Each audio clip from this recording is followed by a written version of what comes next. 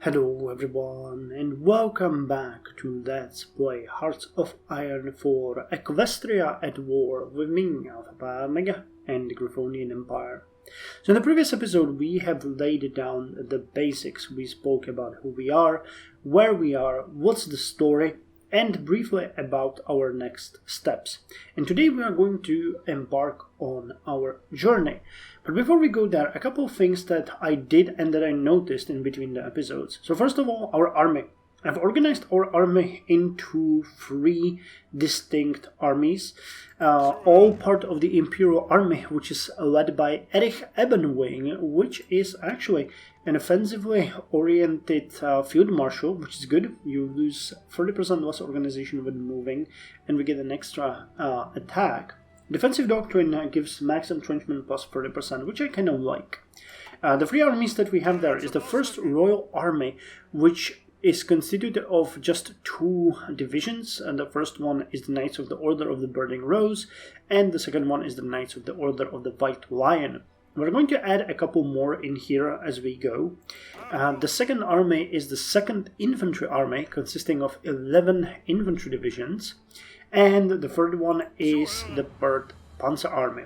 This is a good bridge to what I actually found out, because if you remember, we spoke about the fact that the Leichter Division Sinovia is actually much better than the Panzer Division Griffonia Vor, or Griffonia 4, I'm not sure how this would be pronounced, because while these divisions are fairly similar, the Leichter Division could be used as an advanced template for all of our Panzer divisions, because it has 2 extra motorized infantry battalions, and it has an engineering company, support artillery, and motorized recon company. So I wanted to see what it would cost us to turn our division into the Leichter division, and found out that the Sinovio template is actually a special division, or a special template of a special division, and it's connected to the Changelings. The fact is that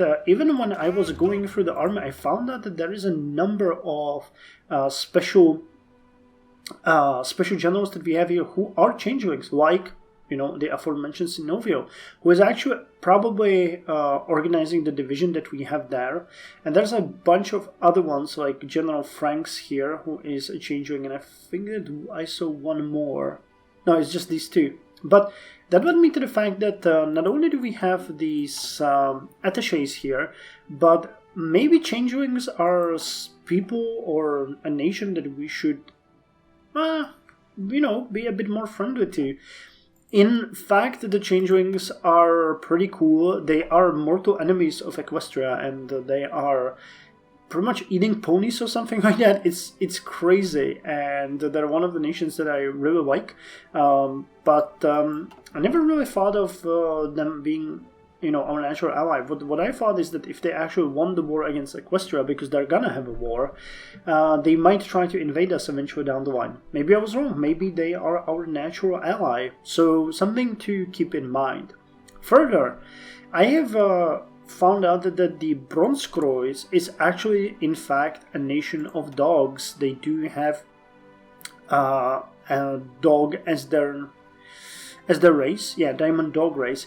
And it's kind of interesting because dogs were something that I really wanted to play. I'm not sure if I mentioned that before, but the Diamond Mountain is a nation that I find very interesting, but it is kind of hard because you have to go at it. Either you try to organize the river coalition around you, or you go at it alone. And I would like to try to go at it alone, but for that we would need to know what we are up against, and at this point we don't. So that's why I haven't started with that Let's Play. And it turns out we have more dogs in here. These are actually the exiles from Diamond Mountains who settled in the Griffonian Empire and were there ever since. So kind of an interesting tidbit that they migrated into our territory. Furthermore, I mentioned that the dragons and the Ice Dragon tribe were an oddity. Actually, they weren't. They were dragons also in this United Dragonlance, who also have a dragon race. So kind of interesting. I missed that. I always thought that the Buffalo Chiefdom is, a special part of Equestria, and I thought that this was similar. It never occurred to me to check it that it's actually dragons. Okay, I guess that's all that I wanted to mention here, and we can actually start. Now, one thing that I will mention is that our stability is very low, war support is very low, but I'm not going to do anything. I'm not going to take any decisions or so. We're just going to play the story and take the reins once things start moving, because I believe that our Emperor would not, I don't know, for example, try to mobilize the nation or, increase the conscription while he's on the throne, because, he's not that kind of emperor. So let us start the game. There is quite a lot of events. I'm going to be reading them all because we want to know what the hell is going on. So I hope you brought your coffee or your tea, and we are going to delve right into it. I think we've set the research, right? Yeah, we've set the research. We have also set the construction. Yep, things are looking pretty good for us. Well, I mean, we're all set to start the story. That's the point of this whole thing. By the way, I also checked on all of these other duchies and counties, and all of them have their own focus trees. So there is quite a lot of mess going on around.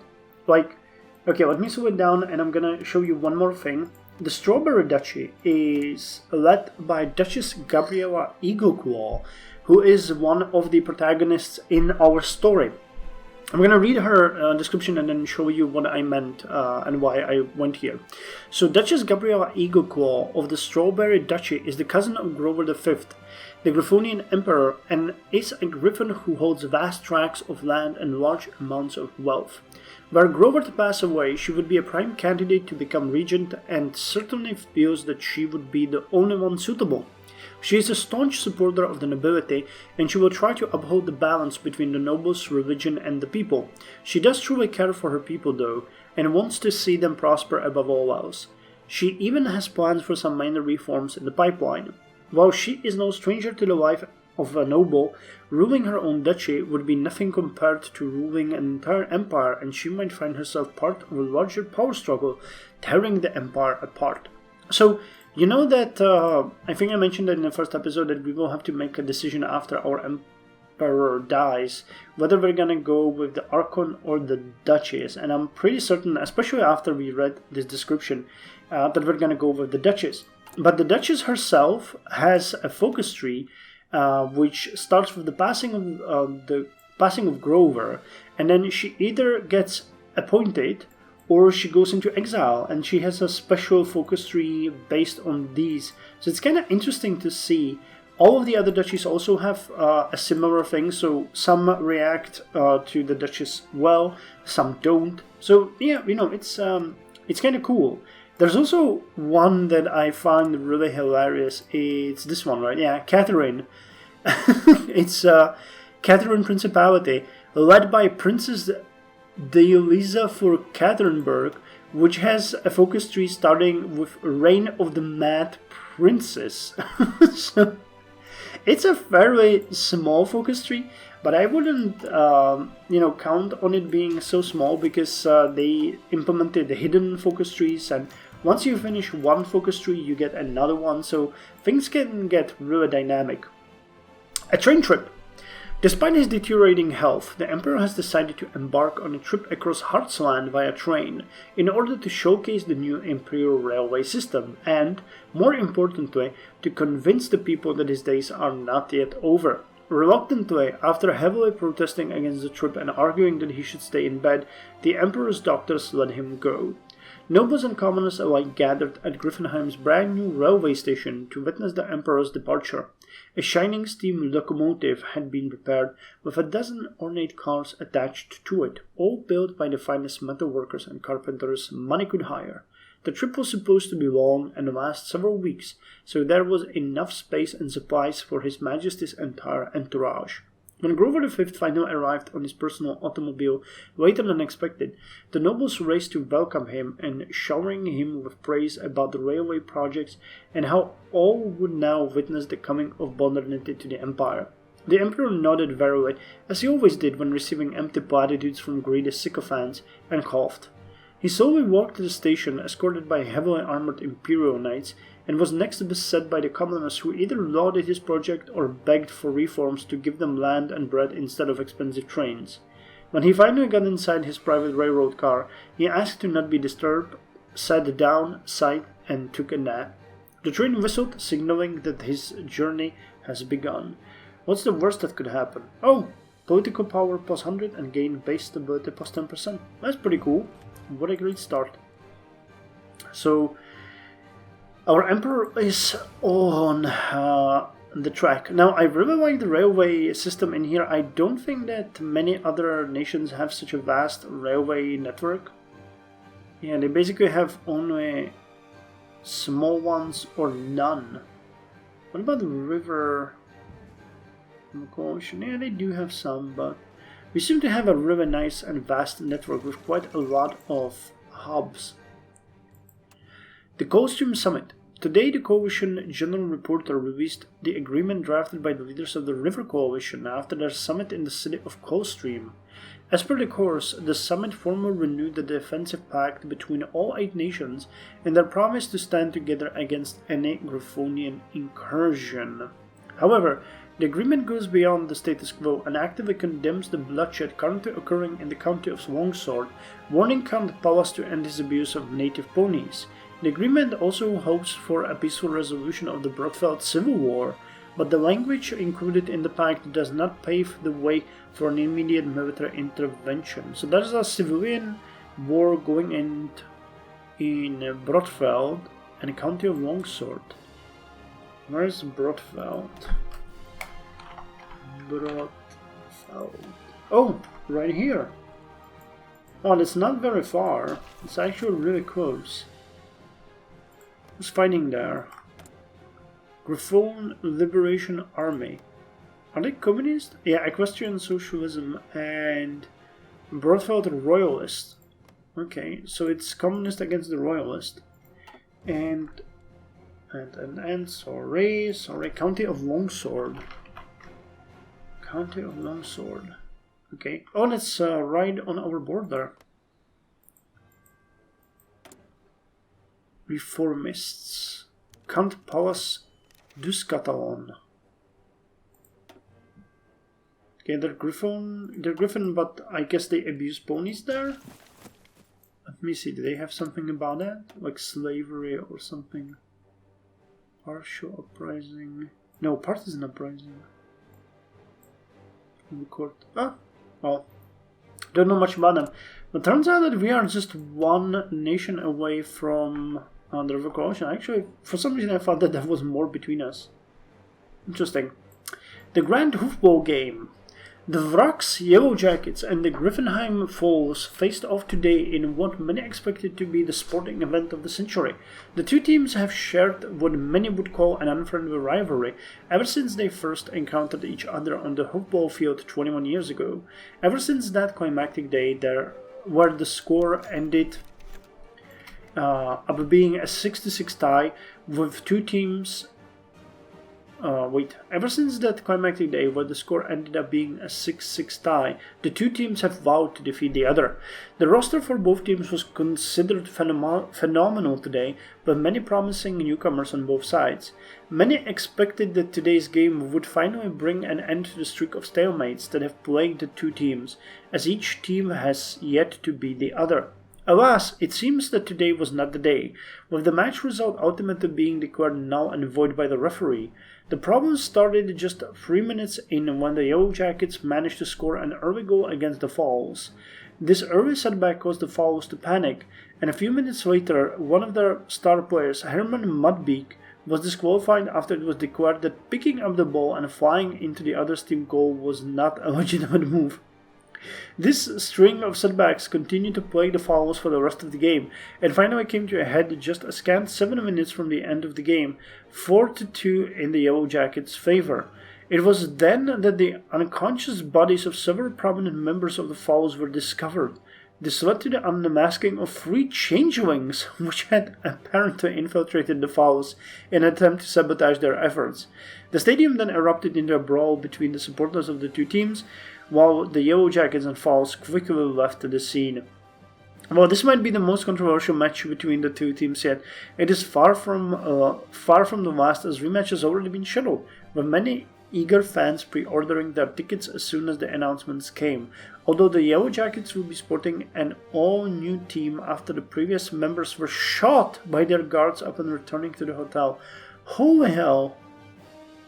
Vrag's Griffenheim Falls.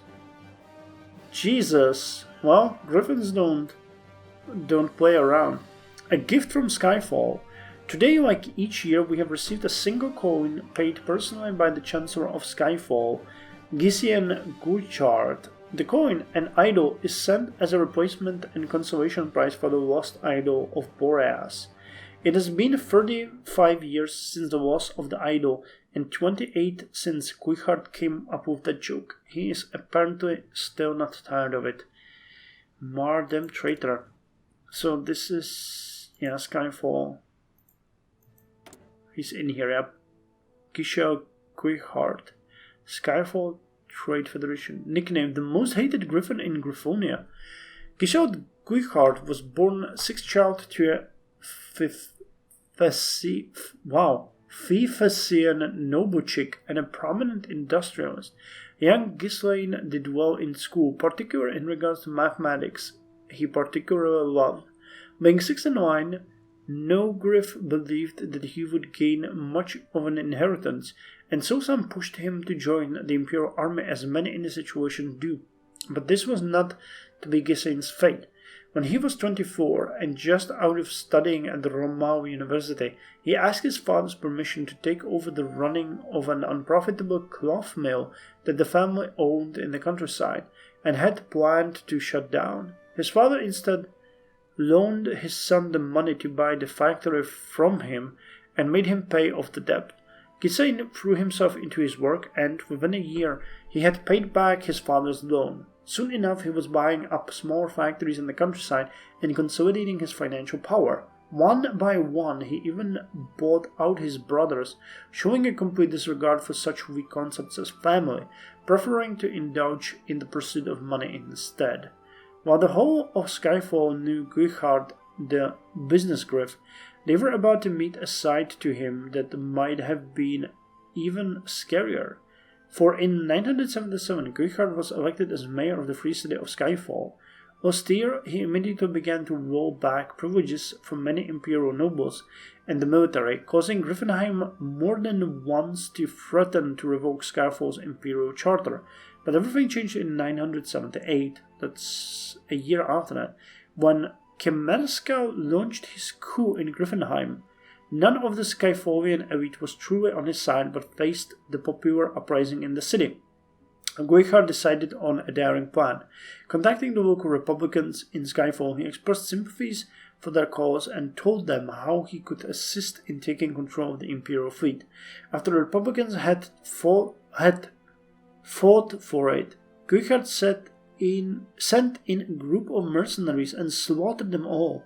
He went on to declare Skyfall's full independence. Few believed that the city could survive on its own, but with Gil and Guchard's iron claw, the city thrived with their neighbors while their neighbors struggled. At 93 years old, Guchard still rules, but he can be immortal, can he? Well, that's one hated Griffin. I know that he stole the Imperial fleet, so he is one of the prime targets for our expansion. I really, really don't like him.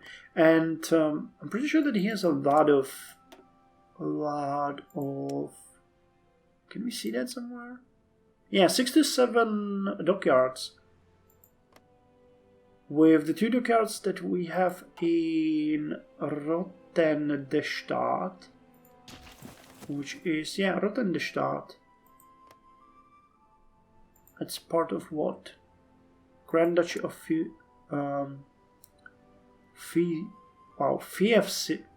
Fiatia. Damn, these names are hard. So if we could get, unify our lands and then take Skyfall, I think that 8 Ducats would be a good starting point to start building a new Grand Navy for the Empire. Okay, let's unpause it. I had no idea that we were paused. My apology. But yeah, this guy has treated us poorly, so we are going to stick it back to him. I'm pretty sure there would be apt opportunity to do that. So where's Grover? He and his trains.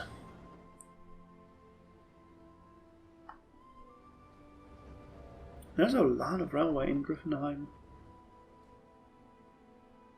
These are not really bad railways either. Level 2s here. Yeah, we have most of the territories connected by a level 2. There are some level 1s, but the main railway seems to be a level 2. Yep.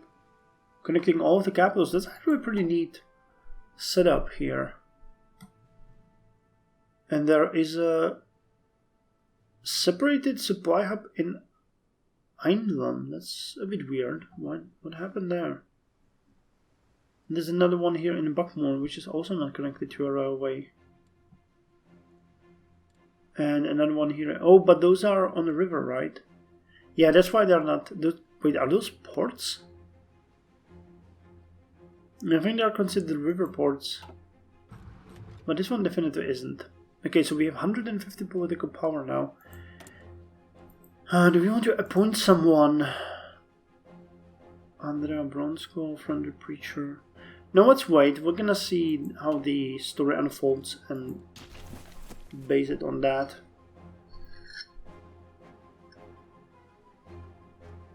So how's the Civil War going? I guess it's very even, right? 10 to 23, 3 to 19. Yeah, I think the communists have a bit of an upper hand, but it also depends on what kind of units they can field against each other. Merkbeak, what is Black Hollow?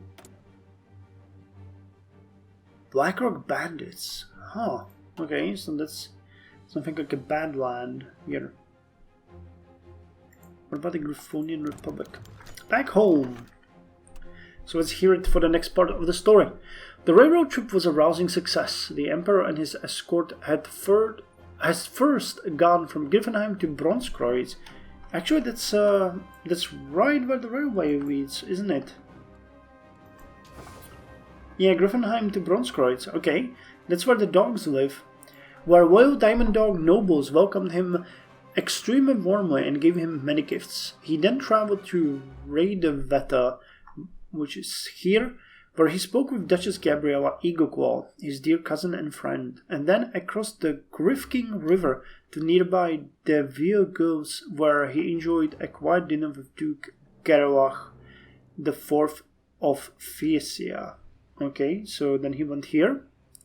This is kind of cool. They really made the railway work this way. That's nice. Next, his journey took him to Old Vingberg, where the local peasant council welcomed him, its members offering their own fresh farm produce to show their gratitude for the railroad. Where is that one? Old Vingberg. Here, right? Yeah, so then he ended up here. Soon the Emperor arrived in the free city of Romau, which is here, where Archon Arion XII wished to discuss politics with him in private, but was refused by the tired Emperor, who was not particularly fond of the infamous zealot. A day later he was in Greenback, where local engineers who had worked on the railway project were anxious to know if he had enjoyed the ride so far. I don't know where Greenback is. Oh, here it is, Greenback, so he moved here. Where local engineers, okay, when it came time to head to Angriver. I don't know what that one is. Angriver is Griffin. Not sure where Angriver is. When the time went to go to Angriver, the Emperor asked if they could just go home instead, but his servants insisted that they had to complete the whole journey, so he would not, gods forbid, insult Baron Vir, the Vicious, or Princess Diavisa the Insane. Grumbling, he slept until the train arrived in Griffin. Okay, he's here. But struggled to wake up. It was all in vain, it turned out, as the Baron had no interest in meeting him. The visit to Catherineburg, which is over here, was equally swift, so they would all avoid catching a curse or two. Then, finally, after many weeks, the trip has ended and the exhausted Emperor returned home to Griffonheim. Cool, they really made a big trip. But on the following day, he barely got out of bed and complained of pain. Doctors promised to check him as soon as he had held urgent meetings with aristocrats. Jesus! And so the Emperor met noble after noble, hearing their petty complaints, pretending to be listening to their plans, while trying to not fall asleep, until he collapsed without warning. Archon Eros VII, who was advising the Emperor, quickly came to his aid and accused the nobles of poisoning him. When he realized His Majesty was lost consciousness, the 90-year-old Griffin tried to carry him on his own and shouted for aid. The Emperor was quickly rushed to his private chambers and is currently being taken care of by the Empire's finest medical experts. The Archon spends day and night sleeplessly praying to the gods. His days might be over at last. Oh, we're losing all of our political power and that stability that we gained. Dang. But that's brutal. Yeah, we're gonna check up on you once you hold these emergency meetings. Damn. Royalty has it hard. I mean, not always, but sometimes, man, these things are just awful. Poor Grover. That's not what he had deserved. Yeah, we will have to wait for that story to unfold so that we can do something here. It's 9th of March 1007. What about the state of our army? Okay, so we have a couple of artillery in reserve now. And we have, 70 days to go until we get all of our units in equipped with infantry. We are making some extra support equipment and we have quite a lot of tanks in reserve. That's pretty nice. Okay. Biko when he becomes Prime Minister. An intense week of backroom meetings between the king and Biko when he has finally produced a result. The king spoke to a large crowd in Carfin, announcing Guido Biccolini, leader of the far-right PNF, as Wingbardi's new Prime Minister. Really? Wingbardi. Replacing the previous Ventrigiulo government, Biccolini has formed a new cabinet, surprising most with his inclusion of socialist ministers, and has promised a swift end to the political deadlock. Experts are skeptical of his chances, but there is a certain sense of hope among the common Wingbardians. Perhaps the self-fashioned Duce may bring about order. Yeah, it was a bit on the nose. A letter from Skyfall. It was late at night when Grover was brought a letter. He was tired, but he was told it was important. It had come from Skyfall, apparently personally penned by Gisian Kuchard himself. The Emperor was surprised. Usually the Chancellor would only write to him in January for his annual idle coin joke. He felt the letter for a moment. No coin in it. Intrigued, he opened it and began to read it. The tone was apologetic, and Kuchard began to explain to him what he did since the secession and why he did it. The Emperor sighed. He knew all this and was waiting for a punchline. However, none arrived. It was all very obnoxious, but he could see the Chancellor's point. And then he read those final words. Kuchard was apologizing, and no joke followed. Only a hope for a D10 and his signature. Grover took a long breath and looked at the window. For a moment he didn't really quite know how he felt about it. Tired as he was by the incessant wars and conflicts, he felt touched by the apology. Of course, it couldn't erase all the wrongs, but he believed Kuchard's letter to be genuine. Perhaps something could be done. Perhaps a detente, I'm not sure if this is pronounced in English, detente could finally happen between his empire and Skyfall. But he was too tired to write a response at the moment, and so he simply put down the letter on his table and went to bed. At last he seems to have found decency in it. Okay. So suddenly this guy is trying to be nice. The meeting. Interesting. I wonder, are prosperous with the nation? I don't know. Fund the fleet. The meeting. Beloved Chancellor. Huh, interesting. Okay, so we get a story from... A letter from Skyfall. And here we go. The Emperor is dead. Unfortunately, after nearly a month of treatments and therapy, ranging from latest scientific medicine to holy anointments by priests, zebra potions and other exotic magical mystery cures, Emperor Grover V of his name was embraced by the claws of Boreas at the age of 47. His caretakers said his last words were, "Boreas, did I do good?" His unstable and controversial reign has finally come to an end, and all of Heartsland is in mourning. With black flags hoisted from Rotterdam to Strasbourg and from Yale to Varsilfur. His funeral procession in Griffenheim was attended by hundreds of thousands of Griffons. His closest friend, Gabriela Eagleclaw, was the only vassal who arrived in time to participate and was seen wearing a beautiful yet mournful black gown.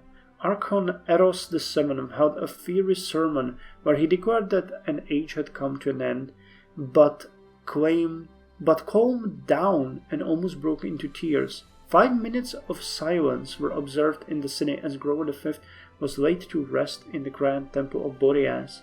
Some would say that Grover V was a pathetic ruler, others would call him kind. Many citizens secretly despised him, yet a few pitied him instead. His father Grover IV has intended to personally groom his heir and make him into a mighty warrior, cunning diplomat and expert statesman, but died unexpectedly of a stroke when his only child was only 10 years old. So instead Grover V would become a neglected puppet while the nobles ruled the empire as they pleased, accruing more and more wealth and privileges.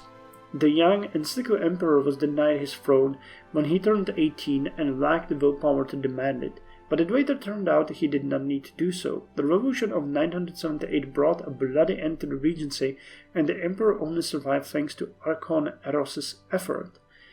A counter-revolution led by Duchess Gabriela gave him his rightful powers, but at that point he ruled over a tiny remnant of the once vast empire. Surrounded by vassals who demanded autonomy in return for their contribution to the counter-revolution, the emperor spent the following tumultuous years trying to learn how to rule, which meant that many of his well-intended projects failed miserably. His last gift to his people, and possibly his only accomplishment in life, was the brand new imperial railway system that connected much of Heartsland. I guess I should pronounce it Heartsland. I guess. Heartsland. I'm gonna say Heartsland. He could be called incompetent or simply most unfortunate. Now, history repeats itself. Due to his only son and heir, Prince Grover VI, not being of the age in which he is capable of ruling the country himself, a regency council consisting of nobles, merchant princes, and temple officials shall take over the apparatus of the state until a more suitable solution is found. We can only pray it does not end like the previous regency. Boreas save us all. So Emperor Grover is removed from Griffonian Empire. Regency Council becomes leader of the non-aligned party. Provisional government. Generate war goal tension limit plus 100%. Joint faction, Lend-Lease tension, send volunteer tension, guarantee tension, and justify war goal time all increased by 100%. Political power goes down by 50, so we are at 4. And gain base stability minus 35%. And at Grover VI of Griffonstone, which grants stability plus 5%. Okay, so we're losing 30 and we are at 8. And the Emperor is dead. Despite our best efforts to save his life, our beloved Emperor has passed away. Strife and despair is sure to follow, but we still have the young heir safe and sound. The Council must convene to decide our future in a sensible fashion, lest we suffer another 978. Okay, so that was the end of Grover, the beloved Emperor, and in the next episode we are going to decide between the Archon or the Duchess and start on their path.